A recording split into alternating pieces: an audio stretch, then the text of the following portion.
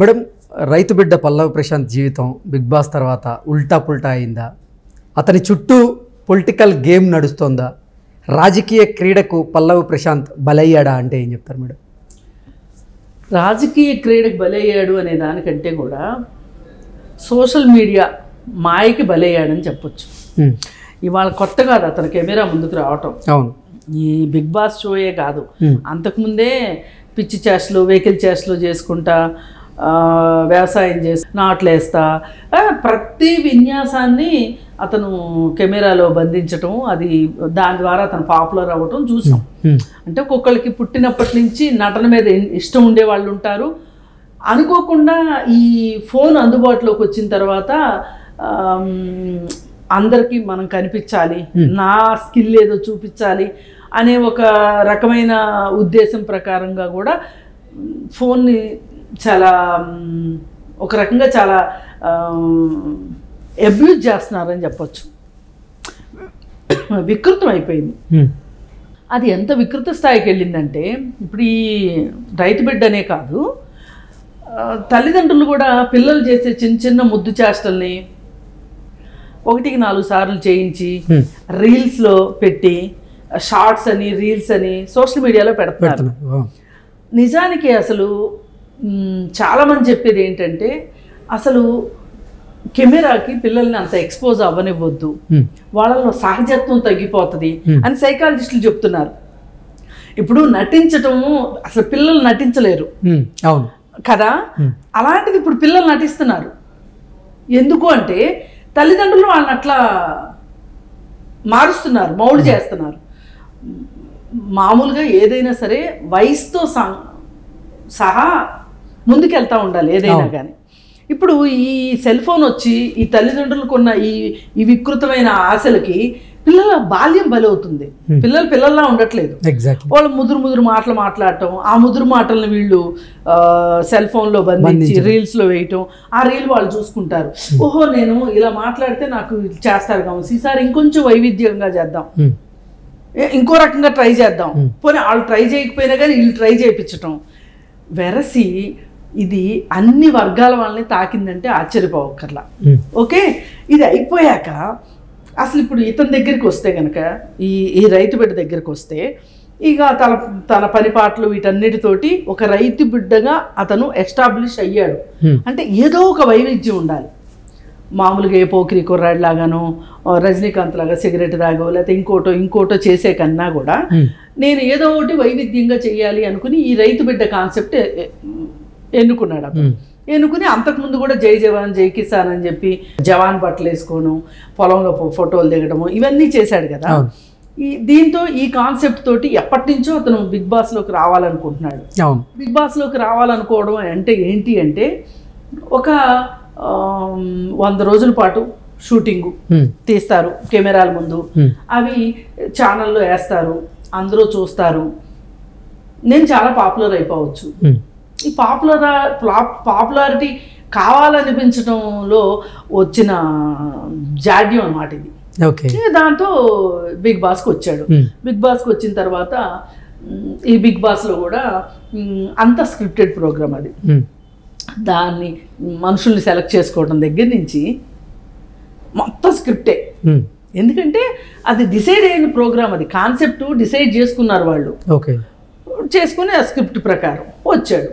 ఈ స్క్రిప్ట్ ప్రకారం ఇతను అసలు ఫస్ట్కి వస్తాడని ఎవరు అనుకోలేదు. అందుకే ఉల్టా పల్టా అనే మాట కూడా వచ్చింది చివరిలో. అసలు శివాజీ అవుతాడు అనుకున్నాను. అవును, శివాజీ కాకోకుండా మిగతా శివాజీ వెళ్ళిపోయేటప్పుడు ఇతను చాలా డ్రామా చేయడం, ఇవన్నీ నేను మొత్తంగా అయితే చూడలేదు. కానీ మనం మాట్లాడాలి దాని గురించి అంటే కొన్ని ఎపిసోడ్లు అక్కడక్కడ చూసి మాట్లాడుతున్నాం. ఎప్పటి నుంచో సిపిఐ నారాయణ గారు, నేను, ఇంకొంతమంది సైకాలజిస్టులు మేము మాట్లాడుతున్నాం, దీన్ని బ్యాన్ చేయాలి. అసలు దీనికి ఒక అర్థం లేదు, ఒక పరమార్థం లేదు, వినోదం లేదు, విజ్ఞానం లేదు. చాలా మొత్తం ఆర్టిఫిషియల్ వాతావరణంలో, ఈ కృత్రిమమైన వాతావరణంలో ఈ మనుషుల యొక్క ఫీలింగ్స్ కూడా అవి ఒరిజినల్ ఫీలింగ్స్ కాదు. బిగ్ బాస్ ఏం చెప్తే వీళ్ళది చేస్తున్నారు. ఆదేశాల ప్రకారం నుంచోమంటే నుంచోవాలి, కూర్చోమంటే కూర్చోవాలి, తాగమంటే తాగాలి, ఎప్పుడు నిద్రపోవాలో వాళ్ళే చెప్తారు, ఎప్పుడు తినాలో వాళ్ళే చెప్తారు, ఎప్పుడు వంట చేయాలో వాళ్ళే చెప్తారు. ఇలా ఒక కండిషన్డ్ ప్రోగ్రాంలో వ్యక్తికి స్వేచ్ఛ లేనప్పుడు కండిషన్డ్గా అయిపోతే వాళ్ళు చాలా వికృతంగా ఆలోచిస్తారు. ఇది నేను చెప్పటం కాదు, సైకాలజిస్టులు చెప్తున్నారు ఇదంతా. అయితే ఇట్లా చేసి చేసి చేసి దానిలో టాస్కులు కావచ్చు, అసలు ఈ షోని ఇలా పైకి లేపటానికి ఒక కృత్రిమమైన ఆతృత, ఒక ఉత్సుకత పెంచటానికి ఆ ప్రొడ్యూసర్స్, ఆ ప్రొడక్షన్ హౌస్ వాళ్ళు ఎంత చెయ్యాలో అంత చేశారు. సరే, ఇదంతా చేసిన తర్వాత చివరికి ఇతను విజేత అన్నారు. ఈ మధ్యకాలంలో కూడా ఈ సిరీస్ 7 సిరీస్ని బాగా హైలైట్ చేయడం కోసం మామూలుగానే పిచ్చి పిచ్చి తగాదాలు, పిచ్చి పిచ్చి టాస్క్లు ఉంటాయి, అవి ఇంకా ఎక్కువ చేశారు. ఎక్కువ చేసి ఏం చేశారు, ప్రెగ్నెన్సీ టెస్టులు చేశారు అని చెప్పి ఒక వదంతి పుట్టించారు. చేశారో చేయలేదో తెలియదు. మరి ఇట్లాంటి పరిస్థితుల్లో ఈ బిగ్ బాస్లో యాక్షన్ చేసిన వాళ్ళు, అంటే దీనిలో పోటీలో పాల్గొన్న వాళ్ళు రకరకాల మనస్తత్వాలతో బయటకు వచ్చే పరిస్థితి ఉంటుంది. మనం గత అనుభవాల ప్రకారంగా చూసుకుంటే కౌశల్ ఆర్మీ అని ఒకటి వచ్చేది. అది ఒక బీభత్సమైన హడావుడిని సృష్టించింది సమాజంలో. ఏమీ లేదు దాంట్లో. మళ్ళీ ఎవరన్నా కౌశల్ గురించి నెగిటివ్ గా మాట్లాడితే చాలు విరుచుకుపడేవాళ్ళు. అది అయిపోయిన తర్వాత అదే టైంలో వాళ్ళ ఆవిడకి క్యాన్సర్ అని చెప్పటం, ఒక జాలి కథలు, ఒక అసలు ఇది అది అని కాదు, అసలు ఒక మనుషుల జీవితాల్లో అన్నీ ఉండవేమో కానీ నవరసాలు, అక్కడ మటుకు నవరసాలు పండించేలాగా చేశారు, డిజైన్ చేస్తారు. ఆ కౌశల్ ఆర్మీ అయిపోయిన తర్వాత నెక్స్ట్ నూతన్ నాయుడు అని వచ్చాడు. అతన్ని కామన్ మ్యాన్ కేటగిరీ నుంచి తీసుకున్నారు. అతన్ని తీసుకుంటే ఆ కామన్ మ్యాన్ కాస్త ఎట్లా తయారయ్యాడంటే, వచ్చినప్పుడు చాలా అమాయకంగా, నిజంగా కామన్ మ్యాన్ అంటే కామన్ మ్యాన్ లానే ఉన్న మనిషి చివరికి ఇంటికి వెళ్ళేటప్పటికి ఈ 100 రోజుల్లో అతనిలో వచ్చిన మార్పు ఏంటి అంటే, తనకంటే బలహీనుణ్ణి హింసించాలి అనేది నేర్చుకుని వెళ్ళాడు ఇక్కడి నుంచి. ఇక్కడేమో అందరూ ఇతనికి సరిగా మాట్లాడటం రాదని, ఇంగ్లీష్ రాదని, కామన్ మ్యాన్ అని, అదని ఇదని అతని ప్లేస్ని ఎగతాళి చేయడం, అతన్ని ఎగతాళి చేయడం, అతను వేసుకున్న బట్టలను ఎగతాళి చేయడం, ఇదంతా చేశారు. మరి ఇక్కడంతా ఒక ఒత్తిడిలో వీళ్ళందరికంటే నేను తక్కువ అనే ఒక న్యూనతా భావంతో అయ్యి బయటికి వెళ్ళిన తర్వాత అతను చేసింది ఏంటి, తన దగ్గర పనిచేసే అబ్బాయికి గుండు కొట్టాడు. అది పెద్ద కేసు అయింది. ఆ తర్వాత చూసుకుంటే రాహుల్ సిప్లిగంజి చూశారు కదా, రాహుల్ సిప్లిగంజికి ఇప్పటికి ఒక 10 మంది గర్ల్ ఫ్రెండ్స్ని మార్చింది మీడియా. అతను ఎక్కడ కనిపిస్తే అక్కడ హడావుడి, అతను పబ్లో తాగి గొడవ చేసింది గొడవలు, అలాగే ఇంకా బయట గొడవలు, 1-2 సార్లు పోలీసుల దృష్టికి వెళ్ళటం కూడా జరిగింది. మరి అసలు ఇవన్నీ ఎందుకు జరుగుతున్నాయి? ఈ బిగ్ బాస్లోకి రాకముందు అతను ఏదో తన మానాన్ని తను పాటలు పాడుకుంటా, తన వృత్తి ఏదో చేసుకుంటా, అతను తనదైన జీవితం తను గడుపుతూ ఉండేవాడు. ఈ నూతన్ నాయుడైనా వీళ్ళైనా కౌశల్ ఏదో సీరియల్స్లో చేసుకునేవాడు.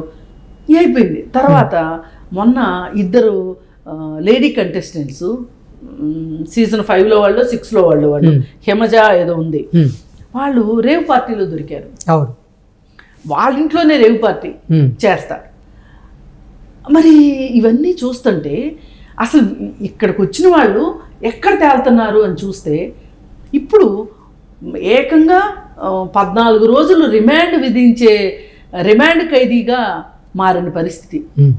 ఇప్పుడు అవన్నీ చిన్న చిన్న విషయాలు జరిగినాయి, అరెస్టులు అయినాయి, ఏదేదో అలా నడుస్తూ వచ్చింది.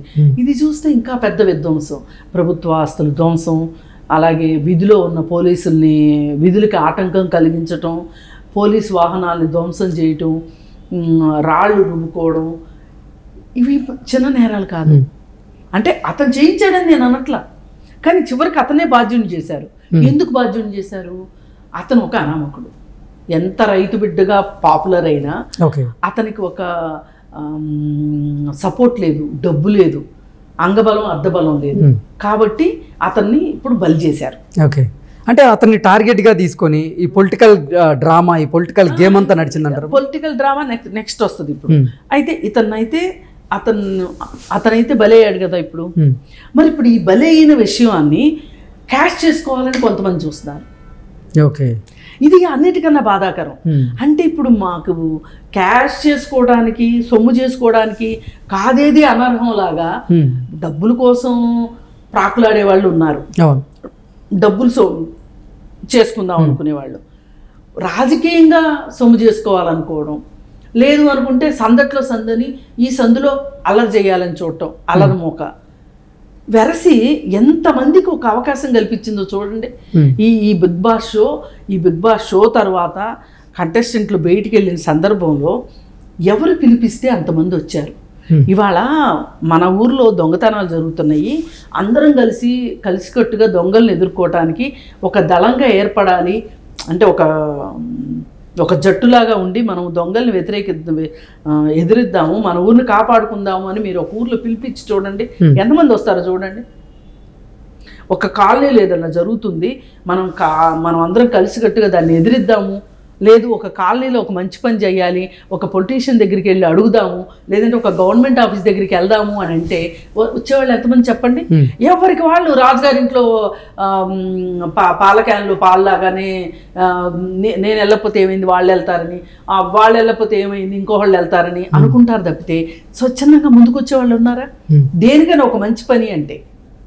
మరి అలాంటిది దీనికోసం ఇంతమంది ఎట్లా వచ్చారు, అన్ని వేల మంది ఎట్లా వచ్చారు, ఆ రభస ఏంటి అసలు? ఇప్పుడు ఈ వచ్చిన వేల మంది ఉద్దేశం ఏంటి, దేనికోసం వచ్చారు, వాళ్ళందరినీ ఇక్కడికి నడిపించిన విషయం ఏంటి? ఇదేమన్నా స్వాతంత్ర పోరాటమా, లేకపోతే ఇదేమన్నా దేశం కోసం ప్రాణాలు అర్పించిన విషయమా? కాదు కదా. మరి ఎలా వచ్చారు వీళ్ళందరూ, ఎందుకు వచ్చారు, వీళ్ళ ఉద్దేశం ఏంటి? వాళ్ళ ఇంట్లో పక్కింట్లో ఏదైనా జరుగుతుంది అంటే పట్టించుకొని వాళ్ళు ఈవేళ అది ఇది కాదు అంటే రోడ్డు మీద ఏదైనా ఇద్దరు కొట్టుకుంటున్నారు అంటే వాళ్ళని విడదీద్దామని చూడకుండా సెల్ ఫోన్లో వీడియో తీసేవాళ్ళు, రోడ్ల పక్కన ఎవరన్నా పడిపోయి ఉంటారు యాక్సిడెంట్లు అయ్యి, వాళ్ళని ఏమన్నా 100కి కాల్ చేద్దామన్నా బుద్ధి జ్ఞానం కూడా లేని పరిస్థితిలో ఇవాళ మనుషులు ఉంటే, యూత్ ఉంటే, ఈ యూత్ అక్కడికి ఎలా వచ్చారు, రప్పించింది ఎవరు? దీని వెనక ఏ రాజకీయ కోణమన్నా ఉండాలి, లేదు అంటే ఛానల్ వాళ్ళన్నా పిలిపించి ఉండాలి. ఇప్పుడు ప్రముఖంగా ఒక వీడియోని స్పష్టంగా చూపిస్తున్నారు. ఏంటి, ఒక అతను గులాబీ కండువా వేసుకుని ఉన్నాడని, పైగా ఇతనికి హరీష్ రావు ఫోన్ చేశాడు అని. అంటే ఈ రాష్ట్రంలో శాంతి భద్రతలు కట్టడి చేయడంలో కొత్త ప్రభుత్వం విఫలమైంది అని హరీష్ రావు ఏమన్నా సమాజానికి ఓ సంకేతాన్ని పంపదలుచుకున్నాడా? ఇది నిజంగా పోలీసుల వైఫల్యమే అంటారు ఎవరిని అడిగినా. వాళ్ళ పని ఏంటి, శాంతి భద్రతలు కాపాడటమే కదా అంటారు. మరి కాపాడలేదు కదా. బస్సులు పగిలిన దాకా వీళ్ళు ఏం చేస్తున్నారు, పోలీస్ వాహనాలు పగలు కొట్టించుకున్న దాకా ఏం చేస్తున్నారు వీళ్ళు? అసలు అంటే ఒక వ్యక్తి కోసం వచ్చిన వాళ్ళు పోలీసుల మీద దాడి చేసేదాకా, అలాగే బస్సుల మీద రాళ్ళు రువ్వి బస్సు అద్దాలు పగలు కొట్టేదాకా వచ్చిందంటే అసలు ఏంటి, దీని వెనక కారణం ఏంటని అక్కడికే వస్తున్నా.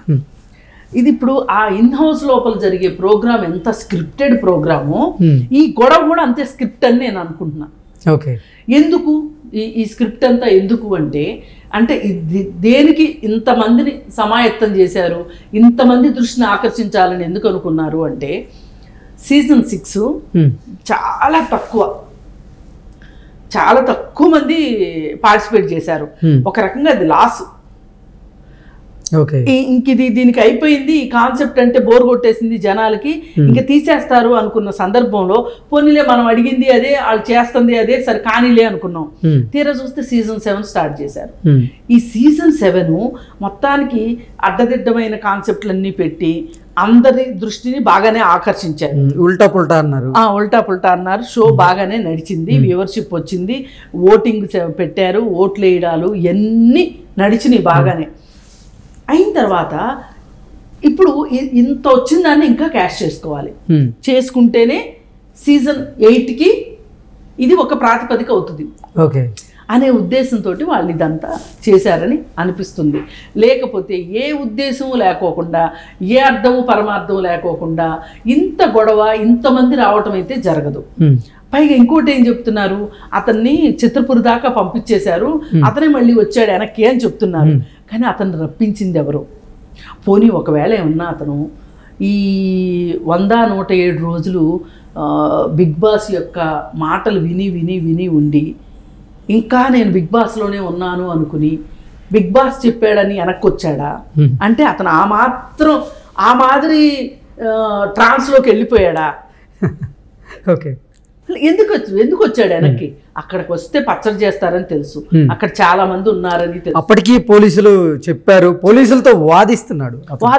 నేను రైతు బిడ్డని అంటే